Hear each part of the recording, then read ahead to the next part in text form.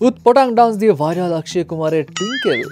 মৃণাল ঠাকুরকে ফাপড়ে রেখে দাঁত ভাঙা জবাব দিয়ে চরম স্বস্তিতে Bipasha. Do you want to marry a girl who's manly with muscles?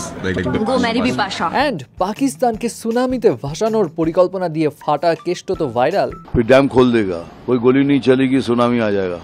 এছাড়া থাকছে গিরগিটি চাইতেও রূপ বদলানো রাধিকা মাদানের চেহারার হাল দেখে শকড নেটিজন।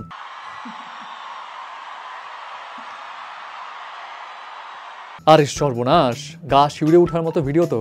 কনসার্টে পোকা গায়ে উঠলো জেনিফার লোপেজের, বাট এরপর যা হলো পুরা শকিং। প্রথমে আসি মিঠুন চক্রবর্তীর কাছে। পাকিস্তান তো কয়েকদিন আগেই জানিয়েছিল ইন্ডিয়া যদি সিন্ধু নদীর উপর বাঁধ দেয় তাহলে ঠিক আছে, বাঁধ বসাক, সমস্যা নাই। কিন্তু বাঁধ বানানো শেষ হলেই আকাশ থেকে ঠুস ঠুস করে পাকিস্তান ছাড়বে মিসাইল আর সব দিবে উড়ায়া।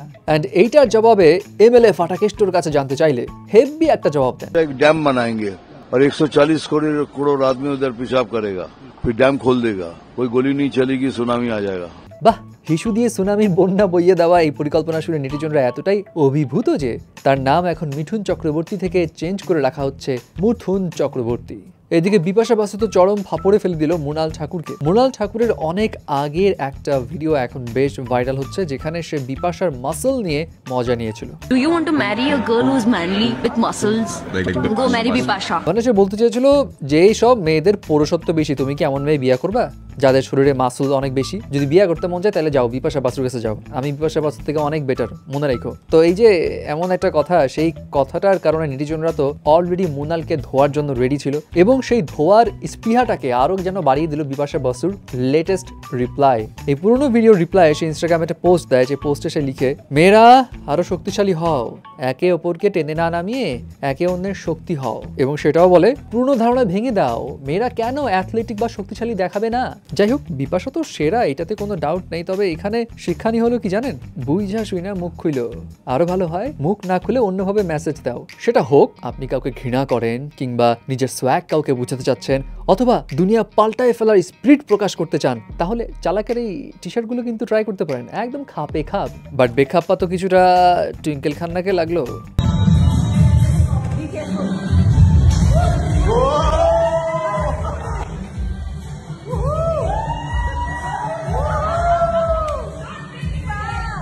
সিনেমাকে ক্রিঞ্জ মনে করা টুইঙ্কেল খান্না সিনেমা থেকে দূরে সরে গেলেও সিনেমার গান শুনে নাচা থেকে দূরে রাখতে পারছেন না নিজেকে। তিনি মনের সুখে স্টেপ দিলে অনেকের ধারণা হালকা মেরেছে নাকি লাল পানি। আর বাবা, এত জাজ করার কি আছে? বাট নেটিজনদের জাজ তো ঘিরে রয়েছে রাধিকা মাদানের লুক নিয়ে। না সিরিয়াসলি, রাধিকা মাদানের এই অবস্থা দেখে তার পুরনো যদি ছবিগুলো দেখেন তাহলে চিনতেই পারবেন না। এবং মজার বিষয় কি জানেন, তার না রূপ ক্ষণে ক্ষণে বদলায়। অনেক আগে ছিল একরকম, তারপরে হয়েছে আরেক রকম, তারপরে আরেক রকম, আর এখন আরেক রকম। মানে এত চেঞ্জ কেমনে? তবে অনেকেই ধারণা সে হয়তো নিজের সৌন্দর্য বৃদ্ধির জন্য উল্টাপাল্টা কিছু করেছে, অথবা সে ওয়েট লস করেছে, যার কারণে তাকে দেখতে এত ডিফারেন্ট লাগছে। ফাইনালি আসি জেনিফার লোপেজের কাছে। জেনিফারের কনসার্টে ঘটলো এক আজব কাণ্ড, যেই কাণ্ড দেখে আই এম শিওর অনেক আপুরাই দিবে এক লাফ। কনসার্টে অন দ্য স্টেজে তার গায়ে উঠলো পোকা, বাট এরপর কি করলো জানেন?